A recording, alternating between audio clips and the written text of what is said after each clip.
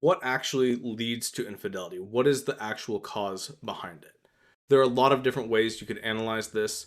Basically, the approach that I take is that humans have different needs.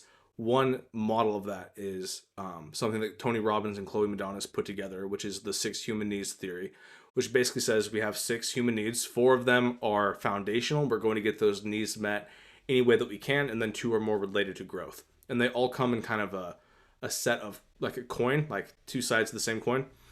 So the first pair is the need for certainty and the need for uncertainty. So on the one hand, we need the stability of life. We need to know for sure what's going to happen. And then on the other hand, we always need some type of variety, some type of feeling of adventure. The next coin is connection and significance. So we need to feel like we belong, but we also need to feel like we stand out. And then the last two are contribution and growth.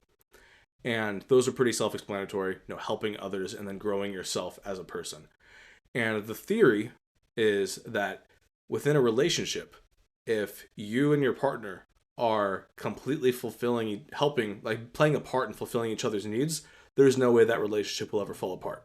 If you have the feeling of certainty plus adventure, feeling connected but also feeling important, and feeling like you are both helping the other person grow and growing yourself in the context of that relationship, then there is no reason why anybody would ever cheat within that relationship. So what happens then, because people do cheat, is they start to feel like they're getting little to none of those just fundamental human needs met from their partner. And so they end up trying to find it from someone else. It is essentially the fact that there's always something. Like there's always a feeling of lack within the relationship that causes someone to look elsewhere.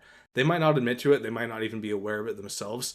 But according to this theory, at least, which I think is a useful theory, I'm not going to die on a hill and say, okay, this is the truth about relationships, but I've found it to be helpful more often than not. So essentially, cheating is always a very bad attempt to solve a real problem. The problem may be in the person that they're just, not comfortable with how good things are. They feel weird and like they self sabotage. And so they feel uncomfortable with they feel like they need variety essentially in that case. Or it can be in the relationship itself, like between the two people, like the way that they're communicating or whatever. Like there can be so many different specific reasons why someone chooses to cheat, but ultimately it comes down to one of those six human needs not being met.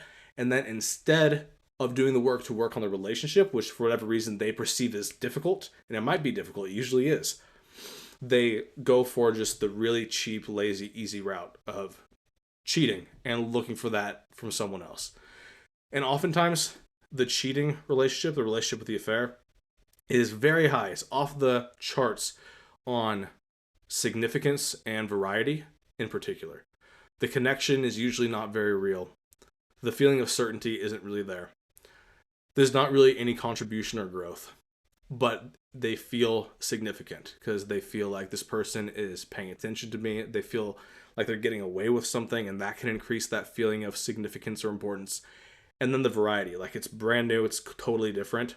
So if I had to predict based off of that, what the most common reasons are why people cheat, it's because in their relationship, they probably feel bored and unimportant. And so you can do some self reflection if you're someone who's been cheated on, whether or not you perhaps contributed to that.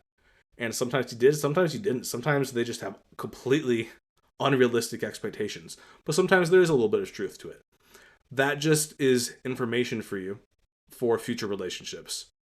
It doesn't mean that it was your fault. I hope that's abundantly clear, but it's still helpful to start thinking through, okay, like why do people cheat?